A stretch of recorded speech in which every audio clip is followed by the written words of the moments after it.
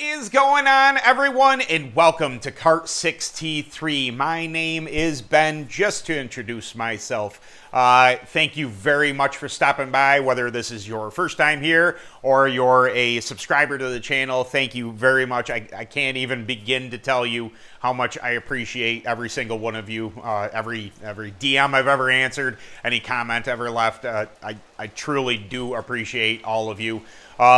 It is pouring outside. I don't know if the mic's gonna pick that up or not, but it is a torrential downpour here in New York for some odd reason. Like, I didn't see rain for like almost a week, and all of a sudden all this is coming down. So just real quick here before we get into today's topic, which is going south.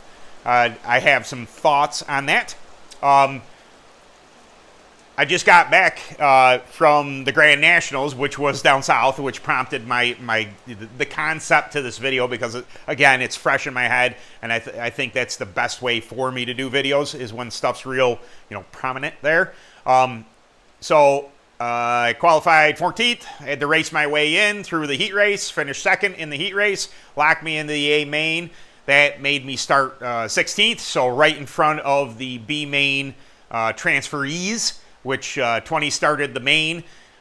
First part of the race, just minding my P's and Q's. I did get involved in some incidences, none of my doing. I was trying to keep my nose clean best I could. I got wadded up a little bit. That pretty nose that I just got done fixing, it's pitched that thing. That thing's junk.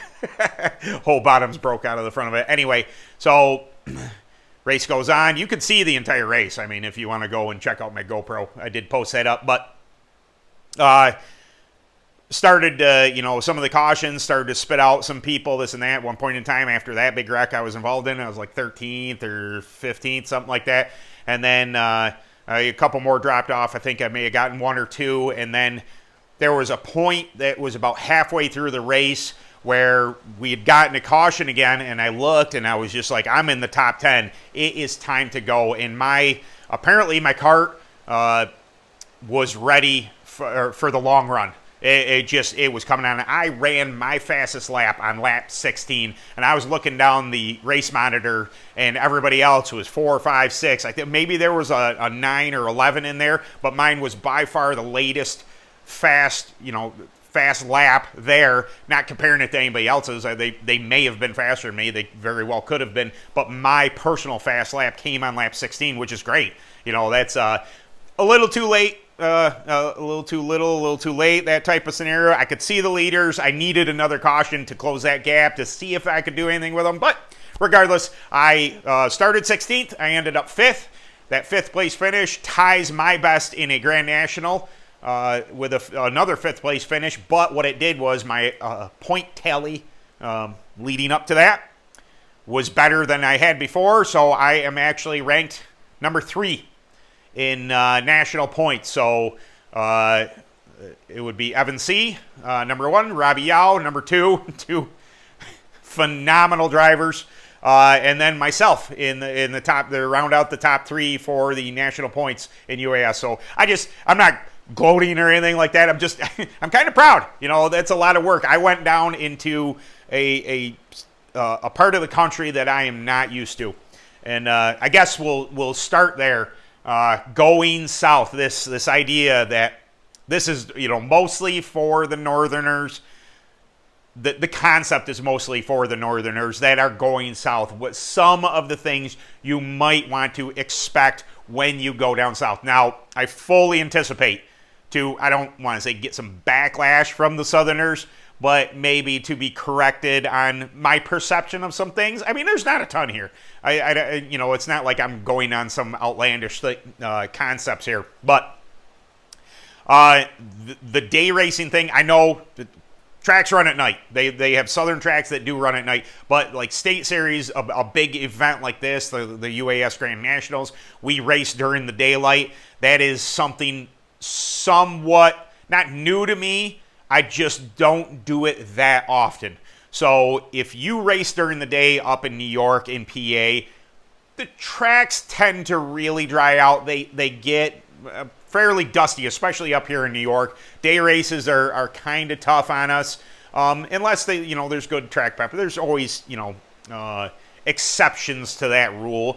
But for the most part, day racing up here, very dry slick, very little grip, all these things. Well, that, from my experience down south, I have raced in Florida, I've raced down in Georgia, North Carolina, Virginia, Tennessee. All these tracks seem to really grip up during the day. That's my point of view. This is what I have experienced. I know, there's varying tracks. There's a whole bunch of different tracks that I've never experienced down south, but the ones I have been to during the day, and I think this is something that really will throw a northerner for a loop. Not only tires, you're going to want hard stuff. You're going to want, your Maxxis, which is predominantly the tire of choice down south. Vaga Blues are one. If you still have some Firestones kicking around. Hoosier, are they FK ones? I can't even remember. I don't have any. I don't have any Hoosiers at this moment in time. But a harder compound tire. And why do you need this? Because there is gobs of bite. I mean, even there, what they consider dry, slick tracks,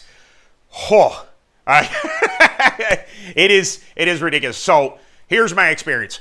You show up to a track, they're propping it, they're doing this and that. They sprinkle this magic fairy dust at some of the tracks over top of it, and they're driving around their tractor and they're putting this. It's calcium.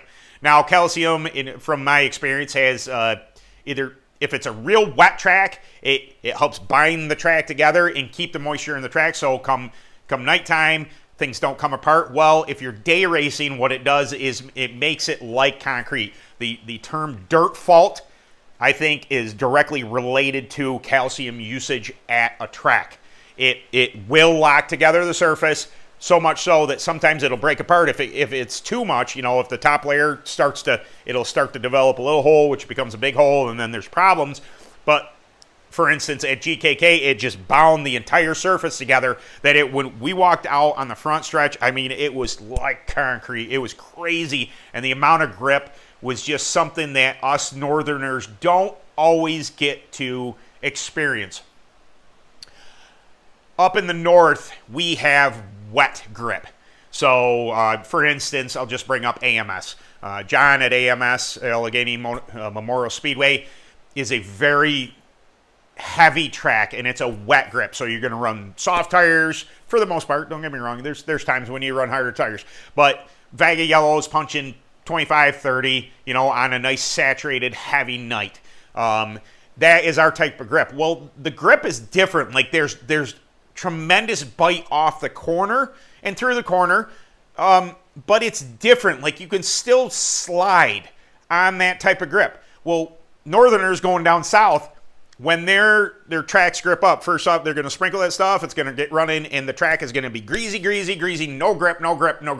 And then the sun is going to bake on it. It's going to get run a little bit more. Some tires will get run on it. Some prep kind of gets into it. And then like a light switch, boom, grip. Just gobs and gobs of grip to where you enter the corner and you can feel the G's increase. Like your cart doesn't go anywhere. If you're twitchy on the wheel, I mean, it will go where you want it to go. There's not a ton of slide to it. It is a amazing feeling that it takes a bit of effort to adapt to. And that's my experience in GKK is just that. I mean, I qualified, mid-pack. There was, I qualified 14th out of 38 carts for the UAS Grand Nationals. And the cart was biting, but not quite, because I'm not adapted to it. I'm not adapted to that type of bite. You think, well, bite's bite, Ben. It's not the same. Northern bite is not the same as southern bite. That is serious stuff. Now, I was able to overcome that and read it and adjust accordingly on my cart to get it to free up for that, but then know full well that some of these tracks they go through that. The southern tracks, they go super slimy, no grip to just max grip, and then they start to taper off the other way. They get a little bit sandy. They start to give up a little bit of that grip. It's still way more than up north, but they will tend to shed some of that grip, especially falling towards night. And if the track were to go into night, I think that's when moisture's coming up from the ground up, and then the dew settles in and it changes the entire track surface. But from my experience, it is still way more grip than we're used to up north. And it'll take you a minute. Don't be disheartened. That is probably a thing. I've raced down, like I said, in all these states. So Tampa, Jasper, now GKK, Georgia Karting Complex, Liberty. There's the one in Virginia was phenomenal. That was a VDKA race back in the day. That was a super fast track.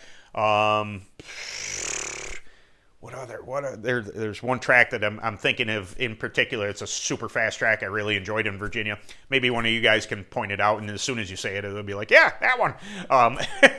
Anyway, these tracks are just, they're similar, but they're different. I mean, I know they're varying degrees of grip down there, but to me, everyone I've been on has been fairly similar. Oh, I've been to Possum Kingdom. There's one. It was South Carolina, right? Yeah, that same thing.